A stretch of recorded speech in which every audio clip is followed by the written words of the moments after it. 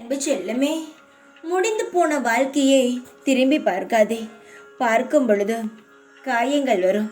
பேசியவர்கள் பேச்செல்லாம் உனக்கு திரும்பவும் கேட்பது போல் இருக்கும். அதனால் போன வாழ்க்கையை நினைத்து வருந்த வேண்டாம். வரும் வாழ்க்கைக்காக காத்திரு. உன் வாழ்க்கையில் எந்த ஒரு விஷயமும் நல்லது நடக்கவில்லை என்று நீயாகவே ஒரு வட்டத்திற்குள் வாழ வேண்டாம். ஒவ்வொரு நிமிஷமும் ஏதேதோ சந்தோஷங்கள் வருகிறது. ஆனால் எந்த சந்தோஷத்தையும் உன் மனம் ஏற்க மறுக்கிறது. ஏனென்றால் பயம். இந்த சந்தோஷத்தில் சந்தோஷப்பட்டால் அடுத்து நம் மனதில் காயம் ஏற்பட்டு விடுமோ என்ற பயம்தான்.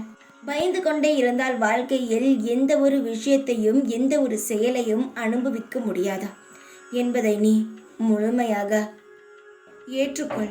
உன் வாழ்க்கையில் சின்ன சின்ன விஷயங்களுக்கெல்லாம் சந்தோஷப்படு. அப்பொழுதுதான் பெரிய அளவில் சந்தோஷம் உன் கண்ணுக்கு தெரியும். ஏதேதோ நினைத்து இது நடந்து விடுமோ அது நடந்து விடுமோ என்று நீயாகவே ஒரு கற்பனையில் வாழாதே. நீ யோசிக்கும் அளவுக்கெல்லாம் பெரிய விஷயமெல்லாம் உன் வாழ்க்கையில் நடக்காது. நடக்கவும் நான் விடமாட்டேன். என்னை முழுமையாக நம்பினால் மட்டுமே நான் என்ன செய்ய போகிறேன் என்பது உன் கண்ணுக்கு தெரிய வரும். நீ எப்பொழுதும் நிம்மதியாகவும் சந்தோஷமாகவும் இருக்க வேண்டும் என்று நினைத்தால் நீயாகவே எதையும் கற்பனை செய்து கொள்ள வேண்டாம். காலப்போக்கில் எல்லாம் மாறிவிடும் என்ற நம்பிக்கை ஒன்று இருந்தாலே போதும் உன் வாழ்க்கையை சரி செய்ய.